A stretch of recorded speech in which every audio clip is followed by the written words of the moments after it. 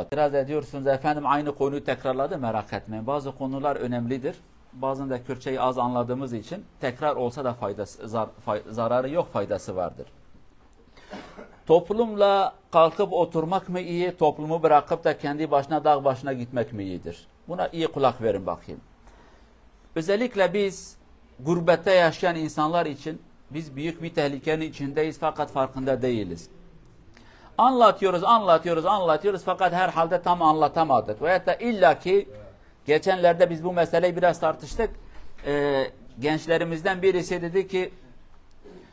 dedi ki şu olması lazım. Bazıları kurban olacak ki milletin aklı başına gelsin. Kurbanlar olmadıktan sonra istediğin kadar anlat fayda etmez. Bazıları kurban olsun. Bu insanlar kurban olduktan sonra bazıları uyanacaktır. Gerçekten önemli olan bir mesele. İnsan, Allah Azze ve Celle insanı sosyal bir yaratık olarak yaratmış. Bak Hazreti Adem'i yarattı, yaratmadı, hemen onunla beraber hanımını yarattı. İkisi beraber.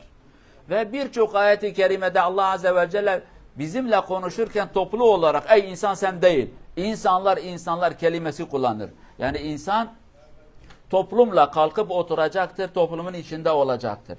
Fakat maalesef bizim bu Avrupa'da veya da gurbetteki olan insanlarımız bir şekilde ya annesine kızar, ya hanımına kızar, ya kardeşine kızar, ya hocasına kızar, ya başkanına kızar, ya komşusuna kızar. Bir şekilde kızdıktan sonra herkesi külliyen bir tarafa atar, diyor ki ben tek başıma yaşayacağım. Kimseye selam vermeyeceğim. Ya niye böyle yaptın? Ya benim param var zaten, size muhtaç değilim. Bu da büyük bir musibet. Biz her şeyi paraya bağladık. Sanki 4 kuruş paramız oldu. O 4 kuruş parayla her şeyi alabiliriz. Sen parayla dükkana gider eşya alırsın. Dost alamazsın. Senin için üzülen bir insanı alamazsın. Senin için ağlayan bir adamı alamazsın. Senin cenazenin tabutun altına giren bir adamı alamazsın. Senin düğünde halayı başına girecek bir adamı alamazsın. Senin için kafanı kıran bir adamı alamazsın. Senin için üzülen bir adamı alamazsın. Senin için hastaneye gelen veya da cenazeye giden, başka bir tarafa gitti, senin imdadına koştu bir adamı parayla alamazsın. Her şey ambulans değildir. Benim ölüm var, benim hastam vardı. Öyle değildir. Senin dostun her zaman yanında olan bir insandır. Biz de biraz maddi bir hayata sahip olduktan sonra dedik ki hiç kimseye muhtaç değilim. Bu sefer ilişkileri kopardık. Kardeş kardeşle, amcaoğluyla, komşu komşuyla, akrabayla ilişkilerimizi kestik. Ondan sonra herkes, Türkçe diyorlar çil yavrusu gibi, öyle bir kelime vardı. Herkes bir yere gitti. Kimse diğerinden haberi yok. Birbirlerimizi kaybetti gittik. Değerli cemaat, bunu sürekli tekrarlıyoruz. Bakın bizim büyük bir sıkıntımız var bu memleketlerde. Biz bazen başka insanlarla güleriz. Fakat bir musibet olduğu zaman o benimle gülen adam bir daha gülmez, onu görmeyeceğim. Fakat benimle ağlayan adamı ben ihmal etmiştim, o yine benim cenazeme gelir. Yani bunu artık Kürtçesi zeruzbe deriz. Artık ösreyle anlattık. Az kaldı kendi gözümüze sokacağız, yine anlamıyoruz. Değerli cemaat, biraz düşünün. Benim akrabam kim? Benim dostum kim? Benim çevrem kim? Ben yarın hasta düşersem kim beni ziyaret eder? Yarın ölsem kim yanıma gelecektir? Yarın ben bir yere gidersem acil olarak kime evlatlarımı emanet edebilirim? Ya bunları bir aklımıza sokalım mübarekler. Bunlar kim? Ben bunları bileceğim, değerleri bileceğim. Yok valla cenazeme gelen adam değersizdir. Hastama gelen adam değersizdir. Evlatlarımı emanet edeceğim adam değersizdir. Onlara değer vermeyeceğim. Tamam, bütün bunları yaptım, aferin sana. Ben başkalarıyla güleceğim, kalkacağım, eğleneceğim, her şey yapacağım. Fakat yine bunlar benim köleliğimi yapsın. Bu vicdan işi değil. Biraz kendimize gelelim. Biraz kendimize sahip çıkalım. Biz gurbetteyiz, memlekette değiliz.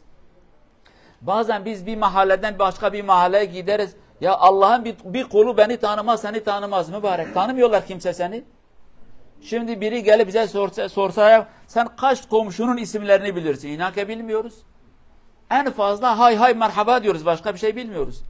Öyle bir hayat var, öyle bir ortam var bu memlekette. Demek ki sana faydası olan kimdir? Dostundur, akrabandır, kardeşindir, amcan oğludur, cami cemaatidir. Senin halkındır, senin köylündür. Niye köylülerden kaçıyorsun? Niye halkından kaçtın? Niye cemaatinden kaçıyorsun? Sevmiyorum. Ya, niye sevmiyorsun bizi? Beğenmiyorum. Neyini beğenmiyorsun? Neyin fazla ki bizimki eksik? Bir söyleyin bakayım. Neyin fazla yani? Biz cahilsek sen de cahilsin. Biz okumuşsak sen de okumuşsun. Senin paran varsa bizim de paramız var. 2 kulağın varsa bizim de 2 kulağımız vardır. Neyin fazla? Neyi beğenmiyorsun? Diyorlar civciv yumurtadan çıkmış, yumurtayı beğenmiyor yani. Neyi beğenmiyorsunuz? Bu halk veya da senin akrabaların, dostun, halk, milletin sana ne yapmış?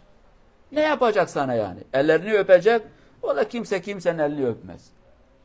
Bu zamanın çocukları babaların elini bile öpmüyorlar ya. Benim dostum, arkadaşım niye benim elimi, ayaklarımı öpecek? Bunu bir tarafa bırakacağız. Bu şekilde yanlıştır.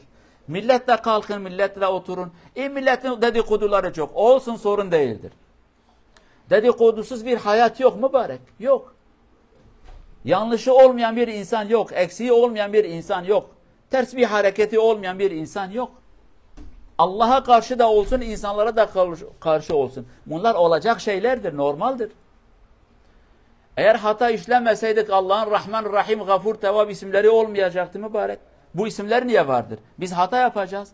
Birbirlerine karşı da biz yapacağız. Ama maalesef öyle bir hayat olmuş, herkes diğerinden kaçıyor. Lütfen biraz kendimize gelelim. Teker teker ölüm olur, teker teker hasta olur. Adam hasta, toplumdan kaçtığı için hastaneye girmiş, kimsenin haberi yok. Adam ölmüş, kimsenin haberi yok. Çünkü adam bir kere topluma gelmedi ki, insanlarla kalkıp oturmadı ki, kendi halkını, çevreni, arkadaşlarını, akrabalarını haram etmişti. Bunlar, lütfen bunlara biraz dikkat edelim.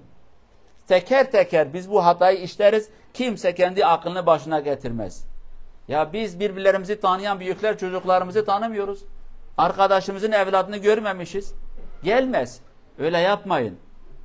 Babanın dostu kimdir? Dedenin dostu kimdir? Babanın kardeşi kimdir? Amcası kim? Teyzesi kim? Halası kim? Komşusu kim? Babanın kuzeni kim? Bu şekilde onları topluma çekelim, birbirlerimizi görelim.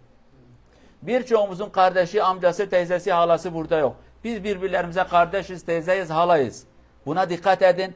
Birbirlerimizi kırmayalım. Birbirlerimizi ihmal etmeyelim. Dikkat edin. Senin cenazene gelen kimse ona saygı göster. Ona sahip çık. O dar günün dostudur. Ama maalesef dar günün dostu, biz onu atmışız çöpe. Güzellik olan zamanda yanımızda olan adamı baş tacı etmişiz. Ondan sonra ters şey olduğu zaman da o da gitti, bu da gelmedi. Ondan sonra ortada kaybolduk gittik. Allah Azze ve Celle bize akıl fikir nasip etsin inşallah. Toplumdan kaçan insanlardan eylemesin. Toplumla beraber kalkalım, oturalım. Ona göre hareket de edelim. Unutmayın, Peygamberin de güzel bir sözü. İnsanlarla kalkıp oturup da onların hatalarına karşı sabırlı olan bir adam, tek başına yaşayan bir adamdan daha hayırlıdır. Dikkat edin. Yani ben toplumla, insanlarla kalkıp oturacağım, sorun olacak, sorun değildir. Olsun. Tek başına milletten kaçan adamdan daha iyidir. Milletle olun, sorun değil. Sorunları yaşayın. Ağaç ve meyve verdiği zaman taş atılır. Millet sana sorun yaratsın. Demek ki sen o insanlarda varsın, aralarında varsın. Sen onların hayatında bir yer almışsın. Ama eğer millet hakkında konuşmak istemiyorsa demek ki kendini silmişsin. Allah Azze ve Celle aklı başında olan insanları bize eylesin inşallah. Sıhhat ve afiyeti cümlemize nasip etsin. Toplumda değerli olan insanlardan eylesin inşallah. Vesselamu aleyküm ve rahmetullahi ve berekatuhu.